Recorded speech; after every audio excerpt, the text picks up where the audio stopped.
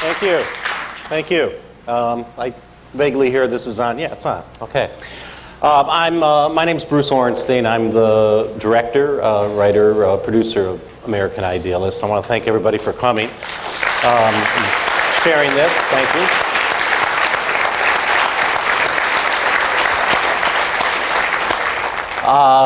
A few thanks, yeah, are definitely in order, because I wrote, directed it, but a film like this gets made by so many people, and I don't know if he's here or not. Sheldon, are you here? Sheldon? Sheldon didn't show up. Okay, Sheldon Mirowitz wrote the music, composed the music for this film. He's from the Boston area. He teaches at the Berkeley School, and I just want to thank Sheldon because he really brought the emotion out in the film. But these three people on stage here, among many others, but particularly these three people, were extraordinarily helpful in the making of this film. First, we have Scott Stossel. Scott is the author of Sarge, The Life and Times of Sargent Shriver. And that book came out, was published right at the time that I began to make the film. And it was the Bible to me. And so I'm really indebted to Scott, and the book is really outstanding. So if you want to learn more about Sargent Shriver, that's the very, very first place you go to. And so it was the Bible to me, and this is a source of so much information and understanding of Sarge's life. Edgar May. Edgar May was just great in helping give guidance as I made this film. Besides a great interview, Edgar is a Pulitzer Prize-winning reporter who Sarge recruited to the War on Poverty, and then he was something like the Inspector General for the OEO during the War on Poverty, and Edgar was just really, really wonderful in helping support this film. And then Bill Josephson.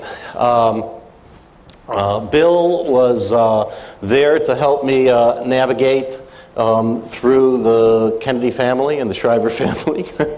And there's some navigation that sometimes is needed.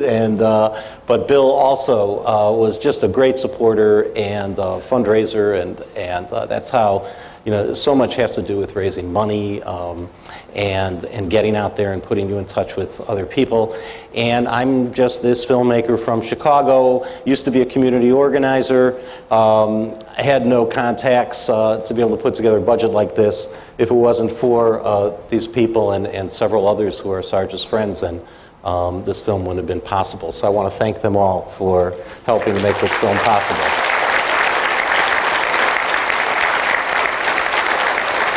We're trying to figure out how not to make this boring, because panels can sometimes be really boring. And so we thought, but these are not boring people, by the way.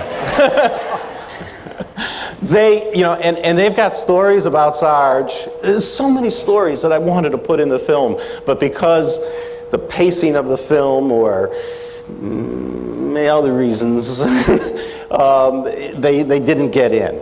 And I want them to share some of their personal experience with Sarge, because that'll give you even more insight and feeling for who he was and is. But I also want to take your questions. So I'm going to mix the two together, and I'm actually going to start with questions, and we'll just see what happens from there. So if you've got a question, now's the time. And there's microphones. Please go up to the microphone let's fire away. I don't think this is on. Is it on? Speak. Nope. Is it on now? It's on now. Okay, thank you. I'm Darrell Gagnon from Fall River, Massachusetts. Scott, I had a chance to read your book, and I think the question that I'm going to ask is best answered by you or Maria. When Maria was talking before, she said she didn't know her dad was such a person of faith. And Scott, in your book, you make reference to the spiritual aspect of public service, and that a Dominican even was a friend of Sargent Shriver, was asked to work with the children to teach them that spiritual aspect. There was one quote that I got from your book. Sargent Shriver asked himself, quote, "Am I living my life as Christ would want me to. Could you give some further comment on what you've learned about the spiritual aspect that he was talking about? Sure, absolutely. Thank you. And for me, this was one of the biggest challenges in writing the book. And in fact, early on, I talked to Bill Moyers, who you saw talking in the film, who was who's a great protege of Shriver, and he said that what for many people is kind of introspection or conversation with themselves. Shriver has a running conversation with the Lord and with God, and I think it's impossible to understand.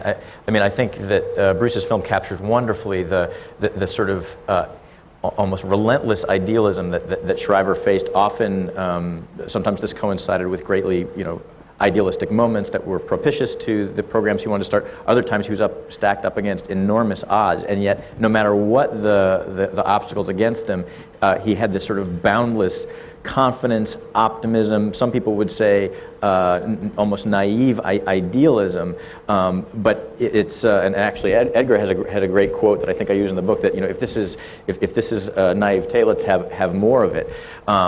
All that emanates deeply from Shriver's the depth of his faith, and I talk in the book, and Bruce briefly touched on this in the film, about what growing up in this household in Maryland, where his godfather was the Cardinal Archbishop of Baltimore, and I think when you have that kind of background, you react one of two ways. One, you either rebel against it and become, an atheistic rebel, or you sort of live it. And for Shriver, I think that it's absolutely inseparable, his drive to do good works in this world. But it's a very significant kind. He's not concerned in his personal life or personal goals with getting into heaven per se, in the way that a lot of religious folks are, although I'm sure that's an incidental concern. He's concerned with making the world a better place here on this earth, and this is something that derives from the social gospels of Dorothy Day and the Commonweal crowd that his parents were a part of. But I think it's absolutely impossible to understand Shriver without understanding how deeply intertwined this deep spiritual Catholic faith was from his feeling of a call to service. So good question. Edgar, you had mentioned earlier when we were having lunch about the Office of Economic Opportunity stood for something other, OEO stood for something other than the Office of Economic Opportunity inside the war on poverty. What was that? Well, first of all, I think that in order to understand the film that you just saw, what Scott just pointed out is crucial to it. Sargent Shriver was the best Christian I have ever known. Not only was every day had on the schedule, or was taken for granted, that going to Mass was part of that day. In the 10 years I worked with Sarge, I went to Mass much more than I ever went to synagogue, and that's what I was supposed to be. You took my line away from me. and not only that, but he would take if he was in Central Africa or East Asia, if he couldn't go to Mass there, he'd bring his own priest. Oh, absolutely. Maria and I were talking about it a little while ago. We were one Christmas on vacation to Israel, and we had a priest with us every step of the way, particularly at every Station of the Cross, where it was all explained. But what's the point here?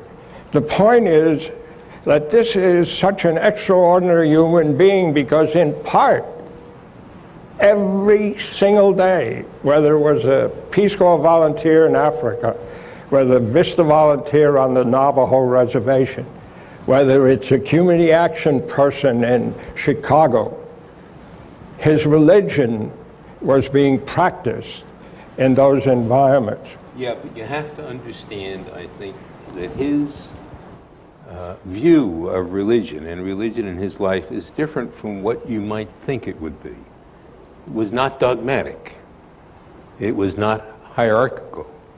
It was not simply ritual, although the ritual was very important to him.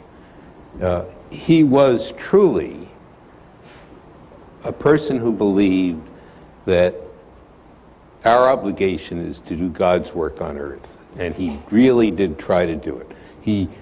Maria made a remark about whether her dad was a good politician. Well, he was an excellent politician if you're practicing the politics of virtue. All right. Well, I just gave you an opportunity to define the Office of Economic Opportunity. Bill, I never got to that. so I'm going to take the line.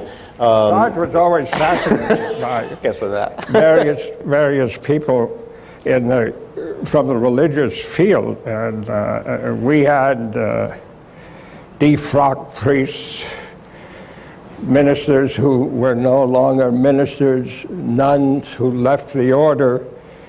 That someone suggested one day that it's really not OEO, the Office of Economic Opportunity, it's the Office of Ecumenical Outcasts. But the point that Bill just made, because it relates directly, again, to the documentary. The very first grants that we announced after the Office of Economic Opportunity was established, Sarge announced them. They were to the Devil's Lake Sioux. Well, how can you resist making a grant to the Devil's Lake Sioux? But these were direct grants. A second grant was to the Roman Catholic Diocese of Detroit, a very unusual federal funding effort. And the third grant, for the first time in the history of this country, federal dollars went to the Planned Parenthood Association. That's the essence of optimism and hope translated into courage for the first time. And the person who made the grant that day, the previous year, was named the Catholic Layman of the Year of our country. With Sarge Shriver, yeah. Which isn't... The gentleman has a question. Okay. First of all, I'd like to comment that the film was really quite excellent. Thank you. But the film paints a man continually on the go. I was wondering how his family made out. Well, maybe we should bring Maria up here to answer this. You know, Maria obviously is the best person to answer that, but having, been close to the family now since 1961, I can say from my own experience that it would be hard to find 5 children who have grown up more in the spirits of their mother and father. I mean, each one of them, Maria's career is well known. Bobby Shriver is a terrific entrepreneur, as you know, for good causes. Timmy runs the Special Olympics. Timmy, I have to admit, Maria has always been my favorite child from the day he was born. Timmy has a certain spiritual quality about him that really is unique, in addition to his amazing executive abilities. Mark, I don't know as well, but Mark also is committed to public service. Anthony, the youngest, I know least, but he runs Best Buddies. I mean, where can you find a family in the United States that better exemplifies the politics of virtue? Nowhere. Well, and I would add, too, that there's one of the important elements of Shriver's personality and the way that he ran things was that there was always a sense of fun and also chaos that was interwoven with the policy and the political work that he did. So, and both of these guys lived through it, but there was family and work would sort of blend together, and there are these great descriptions of whether it was during the Peace Corps or during the War on Poverty, they'd be out at their house at Timberlawn, and you'd have, Maria has talked about, you'd have, Lyndon Johnson and foreign leaders and cabinet secretaries and members of the Peace Corps staff, bivouacked around a table doing policy meetings, and meanwhile there'd be retarded, mentally handicapped kids running around in the swimming pools, and then you'd have professional athletes out on the tennis court, and it was just this constant chaos, and this from this ferment, not only were great ideas hatched and great policies formulated and programs started, but there was a great sense of fun, and I think that kind of chaos and ferment was part and parcel of both of the programs that he ran in a very constructive way, and also of the family life that the Shrivers experienced. So. I think there was a great spontaneity about him, right? I mean, and I hope some of that came across in the film. There was a spontaneity that was based in, some real knowledge and good judgment. But part of that spontaneity was how he got a hold of both of you guys over here. Bill Josephson, I failed to mention this at the beginning, he's one of the co-authors of the paper, the concept paper that formed the Peace Corps, and then he became the Peace Corps' general counsel and helped usher it through passage. But how did he get a hold of you and the concept paper, and what's the story behind that? The Peace Corps, at its peak, only 5 years after we created it, had 15,000 volunteers. I think Senator Obama has called for a Peace Corps, if he's elected president, of 16,000 volunteers. Now, this is a measure. This is a measure, and it struck me watching the film and thinking back over my own career, which obviously would have been, I think, quite different, but for what happened to President Kennedy and what happened to Robert Kennedy. I can't help but tell this audience that it seems to me that we have drifted very far for many years from the principles and the policies that President Kennedy, Sargent Shriver, the Kennedy-Shriver family stood for. And one can only hope and pray that somehow or other we will find our way back to those values and programs. And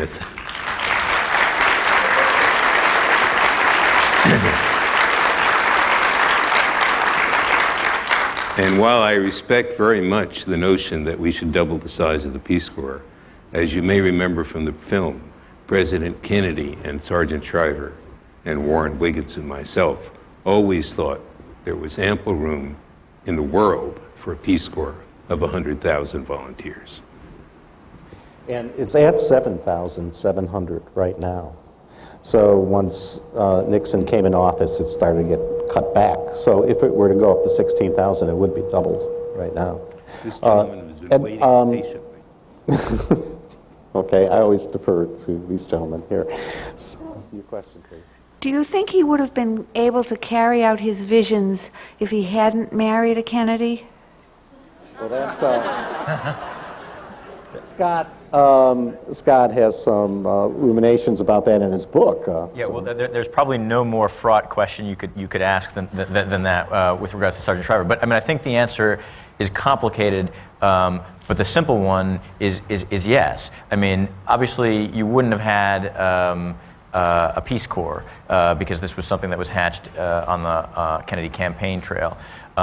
He wouldn't have been involved in starting the many programs associated with the war on poverty. So in terms of the concrete programs that he actually started, would those have been started? Hard to say. But he was on a political trajectory in Illinois that would have enabled him to do great works in his own right there, and that the spirit and the passion, the enthusiasm, and the intellect that he brought to this stuff, there's no question. I mean, he's one of these sort of historical figures that, I mean, as it happened, he intersected with a time of the early 60s and a series of presidents in Kennedy and Johnson that allowed him to achieve great things. But I think he's one of these individuals who would have achieved something of the same sort, however it happened, had his political trajectory been different. But good for Peace Corps and OEO, and for obviously Maria and all of her siblings that it did play out the way that it did. So,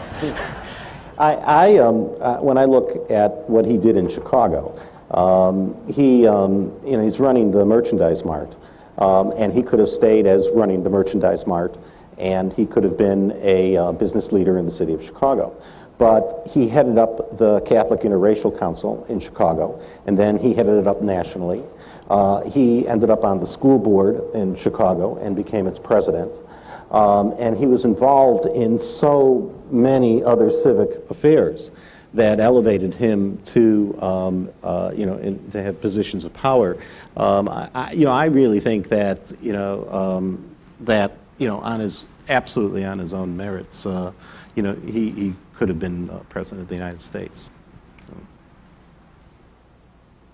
Hi, I wonder what Sargent Shriver would say in regards to the healthcare situation in this country. I'm a type 1 diabetic since 1965, perfect eyes and kidneys.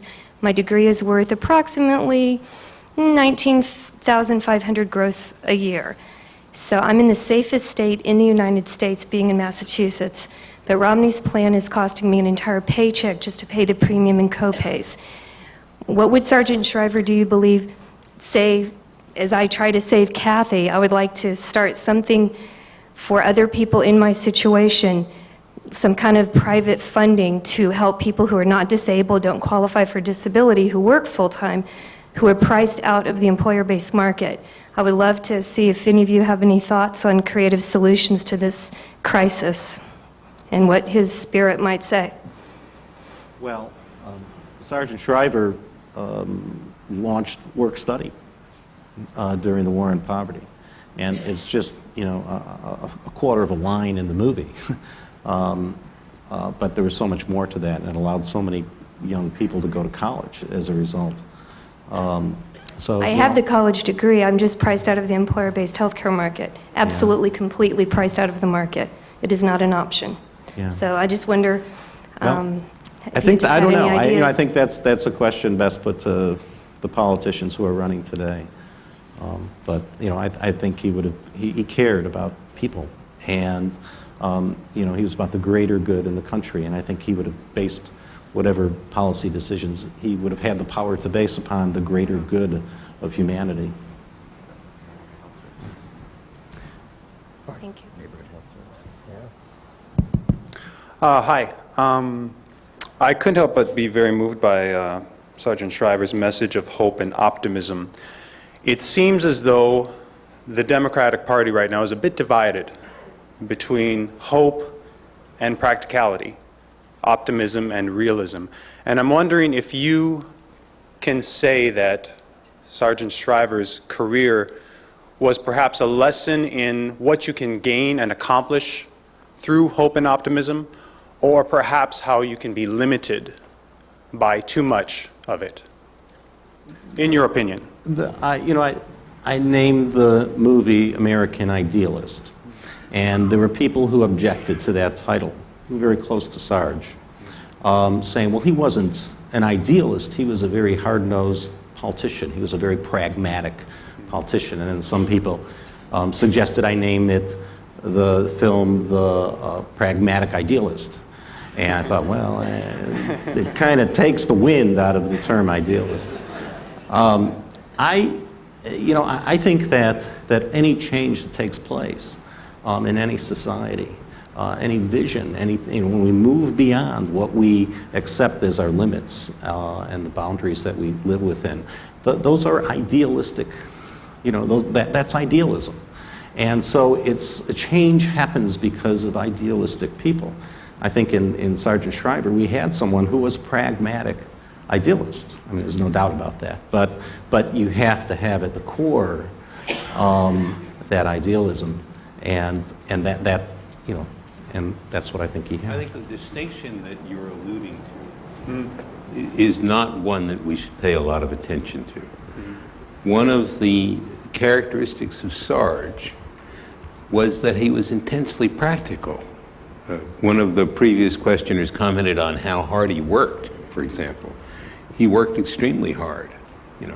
I am not exactly a lazy person, and I have a lot of stamina, but going through Scott's book today, I was reminded of something that I had completely forgotten, and that is a letter that I wrote to Max Kampelman at the time that Sarge was being considered by Hubert Humphrey for vice president, to respond to the charge that Sarge was a Boy Scout, was simple-minded, was not a person of any gravitas. And in this letter, which I don't remember writing at all, Scott, I have to admit, I make the point that not only was Sarge incredibly hardworking, not only did he have extraordinary judgment, but he had a method which was very important. He would somehow try to simplify these complex problems that we had to solve, get them down to one or two or perhaps even three of their simplest elements. And then it was much easier for him to make the decision, much easier for us to understand it. So this distinction between idealism and practicality, I don't think it works. I think we need to look for somebody who has that capacity. Bobby had the same capacity, as a matter of fact. The optimism and hope was simply the pathway to accomplishment. It was not simply a Sunday sermon. It was not a powerful rhetorical flight. Our first discussion about Head Start, the experts said they might have 50,000 people in Head Start, and Sarge said, that's all right, but come back 2 weeks from now and tell me how we're going to have 500,000 people in Head Start. If we sent a Peace Corps volunteer to a country in Africa, and he was a water expert, the question was, how many people now have water? How many wells have been dug? When a healthcare worker was sent to the Navajo reservation, how many Indian children no longer have the diseases that we found when we got there? When we sent volunteers and community action people into the ghettos, the test was not optimism, the test was not hope, the test was what has changed. How many better teachers are in the schools? How many health inspectors no longer ignore the slumlord violations? So the wonderful theme of his work was the introduction to measurable results. That's a test that occurred then, and it's a test we're capable of meeting now. Yeah, I mean, I think I'm as hard-bitten a cynic as there is, and I'm skeptical of pie-in-the-sky government programs. The example that Edgar cited about Head Start, I mean, there were so many times in doing my research where Shriver would be confronted with something, whether it was getting the Peace Corps started in this astonishingly short period of time, or starting this huge billion-dollar program with the war on poverty in a really short period of time, and people, smart people would say, this is impossible. And the role of the dreamer, I guess, would be to say, well, no, we can do all of these sorts of things, and then you actually fail to do them. In every case, almost, Shriver would say, we can do this, people would say, this is impossible, and then he would do it. Primary case in point being, all these smart experts from Harvard and education experts saying, there's no way you can get 50,000, let alone 500,000 kids into Head Start in the first summer, 2 months hence, and he did it. So the proof is kind of in the pudding. The single worst thing you could tell Sarge Shriver involved 4 very simple English language words. It can't be done. If you told him that, there would be a pause, there would be a double lowering of his voice, and he would send you out of the room and tell you to come back and find one reason why it can be done, and find 5 more people to help you do it. You really had to be creative to tell him that something won't work. It's very important. It doesn't come out as well in the film, perhaps, Bruce, as it should. But Sarge had an amazing knack for being interested in virtually everybody and in identifying the talent that he needed and in making extraordinary use of it. Now, I'm a little bit self-serving. I was a 0, perhaps I'm still a 0, when Warren Wiggins and I wrote The Towering Task, which was absolutely contrary to all the expert opinion about how we should do the Peace Corps. Completely contrary to what Max Millikan said, to what Walt Rostow said, and so forth and so on. And we were just, State Department bureaucrats. But there is something about the ideas we expressed and something he saw in us that he was able, as President Kennedy memorably put it, to take a lemon and make lemonade. And this feeling for talent, such a characteristic of Sarge's. And it reminds me of when he started the war on poverty. I mean, this notion of being open to all points of view. It was striking. I mean, the historical view of war on poverty, that was a big left-wing program. In fact, he assembled in the living room of his house. He brought in left-wing anarchists, activists, policy people. He also brought in Republican mayors and policy people. He also brought in business people. And it's, now there's this in the current election sort of a hunger represented by Obama for transcending party lines. And this is something that. But let's go to the next question. Stage directors asked us to go to the question here. Okay. Sorry, I don't want you to cut off your discussion. Sue Douglas, and I just wanted to thank you for the inspirational film. Today, I brought, my husband and I brought our daughters who are 8 and 10. And I got more out of that film than I expected, and especially for them, the message of optimism and the power of a single action. If Sargent Shriver were here today, what would he advise the younger generations, seeing as our times resonate with so many of the same challenges? Well, I made the film in part in a hope that what he said 4 decades ago, that this story could inspire this generation of young people the way that he inspired a generation of young people 4 decades ago.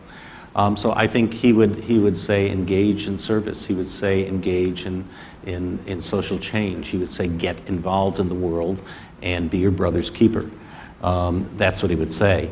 What we're trying to say with the film is that we want to reach out with this film to colleges and universities across the country, and we've set up a whole outreach campaign to do that through Facing History and Ourselves, which is this outstanding organization that has drawn up a curriculum about it, and it will go to 23,000 high school teachers across the country.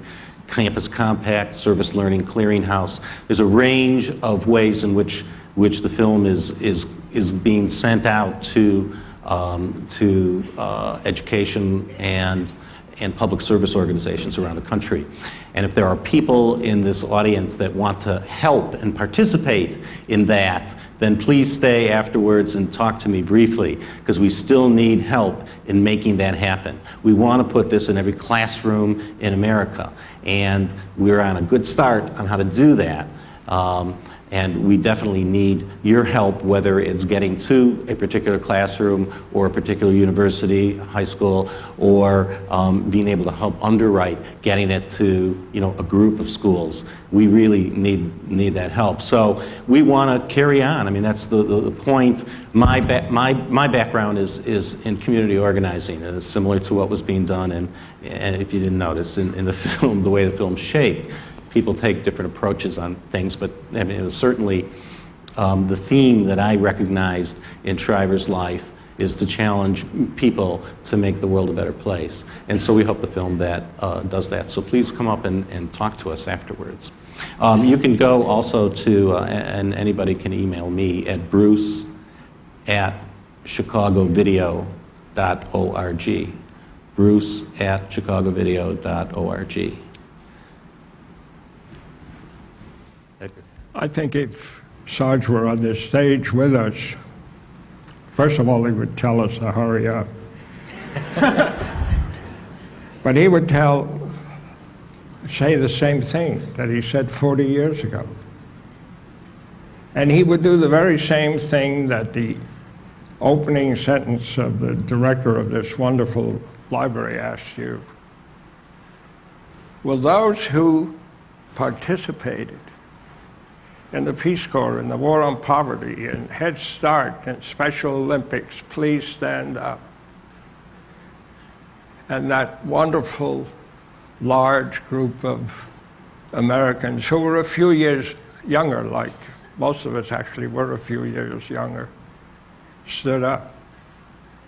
I think Sarge also would ask, how many of you How many of you are ready to give of yourself to address the contemporary problems of our country and our globe?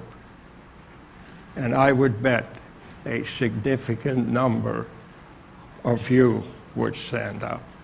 That's what Sargent Shriver believed 40 years ago. That's what he taught us to believe. And while history is past, that creativity, that enthusiasm, that optimism is as alive today as it was then. Yes, but there's an important element that I think is absent and has been absent for some time. I would guess that your presence here is a sufficient answer to the question, are people willing to contribute? Are people willing to volunteer? Are people willing to serve? And I'm sure that many of us do in our small individual ways. What President Kennedy and President Johnson provided, let's put the Vietnam War to one side, although we must remember now we are again, unfortunately, in the midst of another extremely debilitating war. What they provided was the political leadership that not only endorsed those efforts, but created opportunities and avenues for us to express ourselves not just individually, but collectively in the Peace Corps, in VISTA. That's what's needed today. And that's why Maria made the film, and that's what Bruce tried to achieve, and I think did achieve in making the film, to show the kind of leadership that is necessary for us as a volunteer nation to accomplish these goals. Just another word on that. We took the inspiration of the petition that the University of Michigan students brought to Kennedy that launched, that inspired Kennedy to announce the formation of the Peace Corps, make it a campaign pledge. And we went to a group of students from 15 different schools, pulled them together, and there's a petition out there now that says if you expand it, that means AmeriCorps, Peace Corps, and all the public service programs, we will come and we will serve. And they're up at several thousand signatures right now. They just started. Perhaps that'll turn to 50 or 100,000 signatures. They're going to deliver it to the presidential candidates. So I think we're almost there. I think we're kind of ready, and I think there's a real hunger for it. So I'll be like Sargent Shriver and be the optimist. I served as a VISTA volunteer for 4 years in Newark, New Jersey. I'm from here, I'm from Roxbury. And I think I would normally get so irate over the fact that people say nothing came out of that era, that nothing happened as a result of that era, that the war on poverty, the civil rights movement, the anti-war movement, and of course, from my parents' age group through I'm a baby boomer age group, into the Generation X period, or whatever you want to call them, my children, who insist that nothing happened, there was no change. And I thought about it as I was watching the film, which, by the way, was just phenomenal. It is a phenomenal tribute to this gentleman and the contribution he made to our world. That all of the thousands of people, and probably more, VISTA volunteers, Peace Corps volunteers that I have run across all around the world, that they became change agents in their careers, no matter what career they went into, business, accounting, politics, entrepreneurs, teachers, social workers, whatever, that they became change agents as a result of their experience in Peace Corps, VISTA, etc. It was so interesting. About 10 years ago, a friend called me from Newark and said, you have to come. One of your former Head Start students is about to be sworn in to the Superior Court of the state of New Jersey. And when she told me who the child was, I taught 4-year-olds in a Head Start daycare center in Newark. And when she told me who the child was, this was a child born of 2 teenage parents, both, by the time I had him as a 4-year-old, one was in jail and one was dead. So we're being raised by a variety of family members, et cetera, and I had him for 1 year as a 4-year-old. And 1997, he's being sworn in as a Superior Court Justice for the state of New Jersey. Don't ever say that this did not change people's lives, change communities, change so much in our society.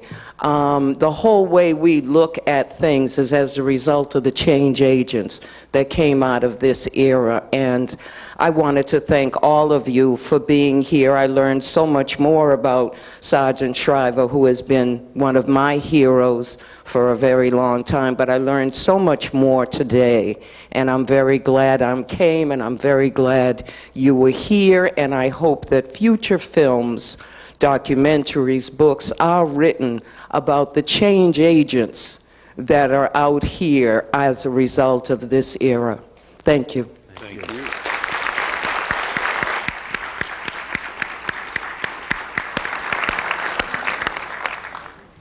Hi, my name's Ellen. That was so beautiful, and I totally agree. And I want to say, I remember seeing Sargent Shriver at our local temple, Temple Michigan Tefillah, in the 60s. And I can still remember how exciting and fantastic he was. And I'm wondering, this is personal, I'm wondering how he's feeling, because I have great admiration for him and for his wife and his daughter. I wish you were here so I could say that. It's so wonderful to have parents that you love and who are so wonderful, because I had them too. So I'm wondering how he is. Bill, that's your question. Or Edgar? What's your question? How's he feeling now, Sarge? How's he doing? Not so great, huh? Well, could I speak to that? I try to go see him every time I'm in Washington, and it's episodic. When I saw him in the spring, it was not possible to have a consecutive conversation with him. When I saw him in the summer, it was just like old times. We talked without stop for an hour and a half, could have gone on talking. He was in great shape. In early December, again, it was really very difficult to spend any amount of time with him. He looks great, he's in good shape, but focus and continuity are obviously issues that are very difficult for him. I'm not an authority on this because I don't hardly know him, but I've talked to him a couple times, and the last time I talked to him was about a year ago, and we were going through Scott's book, and we had it open and we were looking at the pictures in the book, and we were starting to remember back, remember when you were over here in the Peace Corps in this country over here, and when you did that, and we're having this conversation back and forth, and after a few minutes he turns up and he looks at me and he says, "Hey, how come you know more about my life than I do?" And from what everybody has told me, I mean, that basic core, that basic light is even still present, as he struggles with Alzheimer's. So you were going to say something, Edgar? There is, in this dreadful disease, blank periods that are inexplicable. But there are also periods where chapters come back. And I've had, in the last few years, several conversations where the chapter came back. It was only yesterday, whether it was about his embracing a 200-pound fishmonger on the docks of Marseille, or it was a Head Start classroom, or it was a slum in some part of America. I really don't know how to capsule that in a summary. It's capsuled in this wonderful contribution that Bruce has made, not simply for the sake of Sarge,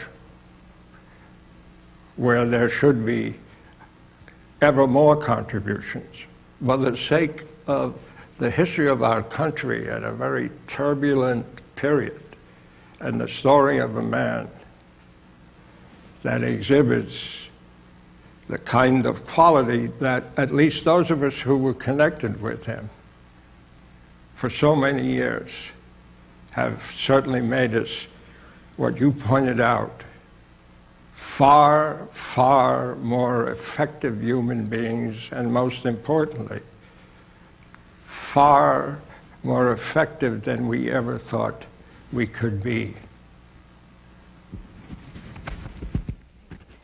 Hi, actually this is more of a thank you, but I'm really proud to be one of Sargent Shriver's kids in many different senses. I was a child in Head Start, and my father was a VISTA volunteer, and that's how he got to college, the first one in his family.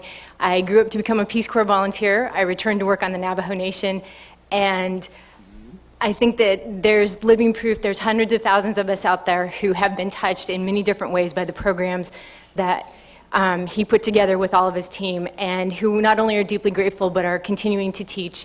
And I see the same sort of optimism and idealism in my graduate students at the School of Education at Harvard. And so I wanted to say it does make a difference, and I think that all the generations that are coming up have those same kind of desires and fights. So I wish you good luck with the documentary, and thank you so much for having that message out there. Okay, thank you.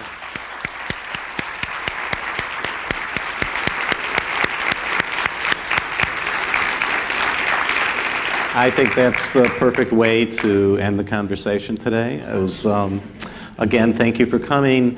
If you want to help or connect in any way with this project, and it definitely still needs help, contact me again at bruce@chicagovideo.org. Thanks so much. Nick.